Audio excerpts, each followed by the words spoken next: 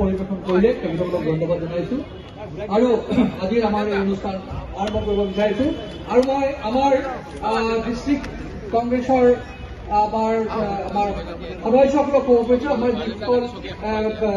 জ্যেষ্ঠ আমাৰ নেতাসকল আছে তেখেতসকলক যাতে ইয়াত বহিব পাৰে তাৰ কাৰণে ব্যৱস্থা কৰি দিবৰ কাৰণে অনুৰোধ জনালো। আমাৰ মাজত উপস্থিত আমাৰ আজিৰ এই অনুষ্ঠানৰ অবজাৰ্ভাৰ প্ৰাক্তন মন্ত্ৰী প্ৰণতি ফুকন ডাঙৰীয়ানী, প্ৰাক্তন সাংসদ আব্দুল হামিদ বলিনকুলি ডাঙৰীয়া, গুৱাহাটী মহানগৰ জিলা কংগ্ৰেছৰ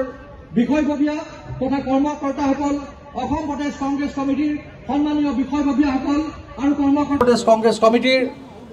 বিষয়ববীয়াসকল আৰু আটাইতকৈ আমাৰ হিয়াৰ আমঠু আমাৰ এই কংগ্ৰেছ কৰ্মীসকল যিসকলে সদায়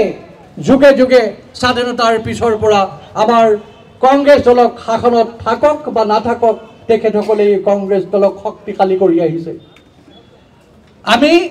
অতি সোনকালে এতিয়া এই অনুষ্ঠান আৰম্ভ কৰিম। প্ৰথমতে এই অনুষ্ঠান আৰম্ভ হ'ব আমাৰ সংবিধানৰ হোতা,